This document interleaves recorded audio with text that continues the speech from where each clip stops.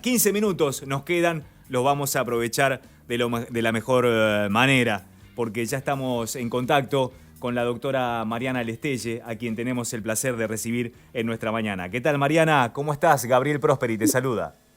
Buen día, Gabriel, ¿cómo te va? Y buen día a toda tu audiencia. Bueno, muchas gracias. Una mujer muy comprometida con la salud pública desde siempre, con una participación muy contundente desde el punto de vista mediático, con un compromiso en la lucha contra el COVID-19 muy intenso. Y la pregunta, Mariana, es si considerás que debemos volver a ciertas restricciones más estrictas en cuanto a la vida cotidiana aquí en la zona del AMBA, teniendo en cuenta la cantidad de contagios. ¿Cómo lo ves vos? A ver, yo soy una persona que cree fundamentalmente en los lineamientos de las políticas sanitarias. Y se está trabajando en conjunto, tanto lo que es el gobierno, el Ministerio de Salud del gobierno de la ciudad, como el de provincia, y con un regente que es el Ministerio de Salud de la Nación, con protocolos que se basan en guías internacionales. Entonces no está sujeto a mi opinión, está sujeto a la circulación viral, las variables epidemiológicas que hay en cada localidad y a lo que está establecido y marcado por el Ministerio de Salud de la Nación. Claramente estamos viendo un aumento de casos que se está sosteniendo. Vamos a ver qué pasa dentro de 10 días, te diría, que se hicieron más aperturas, tanto en Cava como en el AMBA, aunque en el AMBA no hayan abierto los bares, por ejemplo. Hemos visto en imágenes una alta circulación de gente con incumplimiento de las medidas de cuidado, como son el correcto uso del barbijo, y marco el correcto uso del barbijo porque veo que la gente se lo pone mal, se lo toca, se toca la cara, que son cosas que no hay que hacer. No sé si se siguen manteniendo como corresponderían el lavado de manos, que es fundamental, porque cuando uno está en la calle hay personas que llevan alcohol en gel y hay personas que no. Se tocan muchas cosas y el virus también se transmite, si bien poco, por contacto con superficies y como te decía, el incorrecto lavado de manos. El tema del no distanciamiento social con mal uso del barbijo hace que se puedan producir más contagios. Entonces estos números los vamos a tener aproximadamente dentro de 10 días, lo que fue el fin de semana pasado. Ya te decía, tanto en toda la región de AMBA, y no solo en AMBA, miremos lo que está pasando en el resto del país. No está circunscripto al AMBA. El 34% de los casos que hay en el país aproximadamente ocurren en otras localidades o provincias que no son AMBA. Entonces estamos ante una, te diría, federalización del virus. Ahora, Mariana, tenemos 12.000 casos aproximadamente, un poco más, un poco menos. A ver, subime un poquito el retorno, Gaby, que te escucho bajo. A ver, ahí estamos mejor. Ahí te escucho mejor. Ahí está. Tenemos, te decía, más o menos 12.000 casos en los días que van. Las proyecciones, a partir de lo que vos estás comentando, dicen que para mediados, fines de septiembre, podríamos tener entre 15.000 y 20.000 casos diarios. Sin embargo, por ejemplo, en países vecinos como Chile, están teniendo por día menos de 2.000 casos diarios y en un leve pero sostenido descenso. De hecho, tienen hoy el menor número de contagios diarios de los últimos 100 días. En Chile quiere decir que allí han logrado de alguna manera bajar la circulación, pero a partir de focalizaciones muy intensas con restricciones realmente muy fuertes. Cerrando los lugares que uno sabe que tiene circulación comunitaria del virus. Claro, ¿y qué se espera para hacer eso, por ejemplo, en Mar del Plata, que tienen más de 300 casos, ni hablar de la ciudad de Buenos Aires, en Rosario, donde están teniendo el 60% de los casos de los más de 1.000 que ya tiene la provincia de Santa Fe? ¿Deberíamos ir hacia eso ya? Yo te doy un ejemplo. Yo vivo en Olavarría. En Olavarría en estas últimas 2 semanas hemos tenido lo que llamamos el tercer brote nosotros, porque el primero fue al inicio de la pandemia, que hubo solamente 3 casos. Después hubo otro brote que hubo aproximadamente 120 casos y ahora en 2 semanas llevamos 250 casos, con mucho personal de salud infectado, mucho personal de seguridad infectado. No te olvides que en Olavarría estamos tenemos el penal de Sierra Chica. Sí. Así que hay mucha gente de servicio penitenciario infectado, tanto interno como personal. Y seguimos en fase 4 con los bares abiertos. Entonces me parece que acá el tema, mirá lo que pasó en Tandil. En Tandil el intendente se cortó solo, quiso hacer lo que se le ocurrió. Y Tandil ahora, dentro de lo que es la provincia de Buenos Aires, dejando fuera el conurbano bonaerense, es una de las ciudades que más casos en el interior tiene. Así que a mí particularmente me preocupa, sobre todo, tenemos que tener en cuenta una cosa, Gabriel. La libertad, si hay algo que está libre en esta pandemia, es el virus. Y la libertad se la damos nosotros, porque el virus para subsistir nos necesita a nosotros como medio de transporte. Entonces, por eso, porque son parásitos intracelulares obligados los virus. Somos nosotros que llevamos el virus. Entonces, por eso es tan importante la conducta individual y la solidaridad colectiva y que prime el sentido común. Cuando yo veo marchas, por más que se ajuste el reclamo o el derecho a manifestar o lo que sea, donde no usan barbijos, donde no se respeta la distancia social, donde están hablando a los gritos, que disemina más el virus, cuanto más uno proyecta la voz, más distancia recorre el virus, que ya sabemos que permanecen aerosoles en el aire.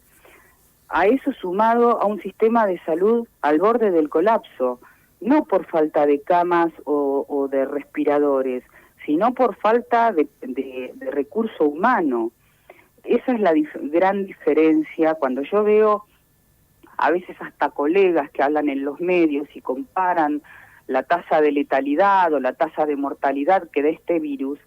No existe enfermedad que tratemos los médicos que con 524.000 infectados, aproximadamente el 6% de los profesionales de la salud, y hablo de todo, desde el administrativo que te atiende, personal de limpieza, todos los que son enfermeros, bioquímicos, laboratoristas, camilleros, kinesiólogos, bioquímicos, médicos, 30.000 infectados, con un porcentaje de casos activos, si lo llevamos al 6% de los casos activos que hay hoy, de más o menos 7.000, 7.200 profesionales de la salud fuera del sistema de salud, lo que implica, ustedes vieron lo que pasa porque lo cuento porque la gente a lo mejor lo entiende mejor, lo que pasa cuando hay alguien positivo en una radio o en un programa de televisión, queda aislado el grupo de trabajo. Imagínate eso en el sistema de salud. Sí, claro, por supuesto. Entonces, no existe enfermedad. Yo tengo 30 años de médica, y teniendo 30 años de médica, nunca vi colegas y equipos con los cuales trabajo enfermarse y pasar formas graves de enfermedad y morirse por atender pacientes. Uno no se contagia de un accidente cerebrovascular, de un infarto, de una pancreatitis, estoy diciendo patologías graves que requieren internación en terapia intensiva, o de un politrauma. Uno no se contagia de eso. Entonces, esto y nos obliga a ejercer la medicina desde un lugar muy diferente al que le ejercemos, porque el humanismo médico es muy importante. Uno cuando trabaja con pacientes, sobre todo con pacientes graves, es contenedor con el paciente, utiliza el tacto, le agarra la mano al paciente o al familiar del paciente, y ahora tenemos que estar a 2 metros de distancia y hablando con los familiares por teléfono. Entonces es una situación muy compleja y todo los profesionales de la salud estamos saturados, porque no hemos parado, independientemente en el lugar donde toque, no hemos parado desde el inicio de la pandemia.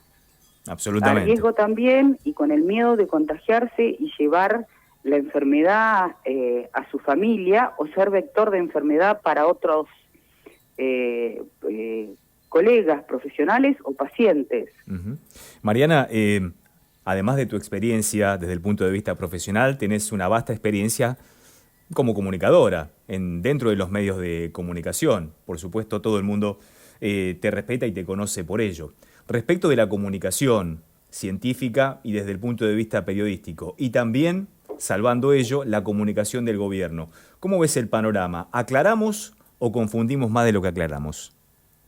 A ver, yo creo que la comunicación de lo que son los casos, el reporte de casos, se está dando desde el inicio de la pandemia todos los días reportes matutinos y reportes vespertinos, que son muy claros para los que entendemos de estadísticas en salud. Los reportes son muy claros. Ahora, en medios de comunicación yo veo una falencia. Hay muy poco periodista científico para comunicar y para poder interpretar los datos. Y uno los datos no los puede interpretar como quiere. ¿Se comprende? Ujú, Lo sí. mismo pasa con el tema, a veces, por eso hablo de los periodistas científicos o comunicadores periodísticos médicos. Lo mismo pasa con el tema de la vacuna, que a lo mejor vos ves títulos rimbombantes en relación a la vacuna. Yo leí el otro día sobre el tema de la vacuna rusa. La vacuna rusa demostró tener éxito porque genera anticuerpos. Y la vacuna rusa se probó en 76 personas. Ujú. Entonces uno no puede hablar de éxito. Leo lo de la vacuna Oxford, que se tuvo que suspender el reclutamiento de pacientes porque hubo un efecto adverso serio en uno de los que estaba en los ensayos clínicos y se toma como si fuera una derrota, cuando en el proceso científico, de investigación científica, eso es habitual.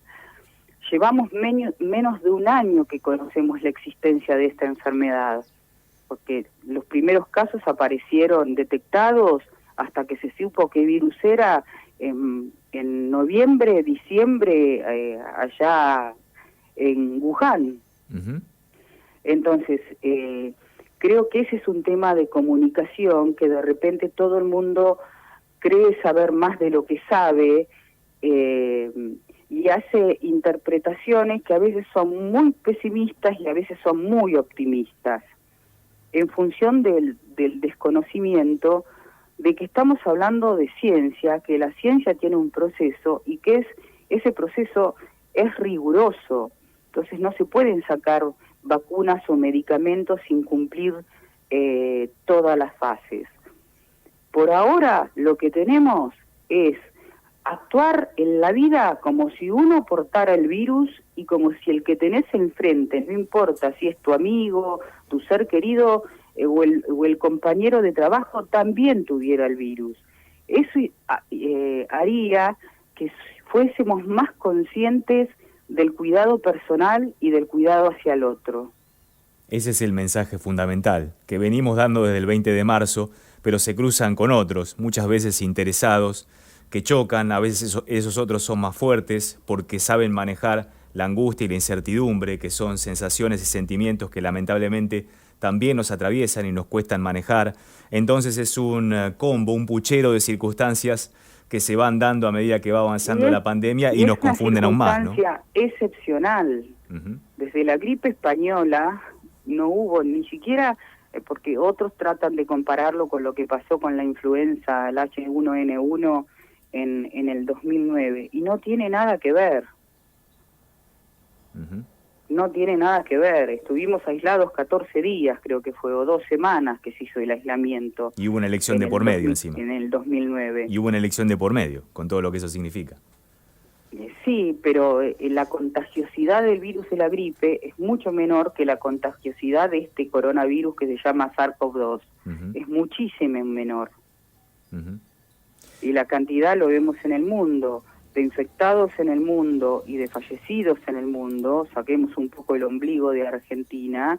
también supiera ampliamente en lo que pasó con la gripe H1N1. Hoy se están cumpliendo 6 meses de la declaración de pandemia. Hay casi 29 millones de infectados y más de 900.000 muertos, casi 1 millón de muertos desde la declaración de pandemia el 11 de marzo. Eso no pasó con la gripe, por ejemplo. Y la gripe tampoco dejó la cantidad de profesionales y equipos de salud infectados que está dejando esta enfermedad, y que además es una enfermedad que deja secuelas, deja secuelas a nivel respiratorio, que deja secuelas a nivel miocárdico. Entonces, no es tan simple. Por eso, apelar al cuidado y no al miedo. Y rebeldes tenemos que ser para otras cosas, no para compartir el mate, que es una cosa que no se debe hacer, o compartir cerveza sin barbijo, sin respetar la distancia, fumándose en la cara, que sabemos que también por el humo se esparce más el virus. Eso no es ser rebelde, eso es ser bobo. Ese es el mensaje que puede quedar como contundencia para el final de la nota. Desde ya, Mariana, muchísimas gracias por estar con nosotros. Un lujo tenerte en Próspera Mañana. Gracias a vos, Gabriel. Un abrazo grande. Hasta luego.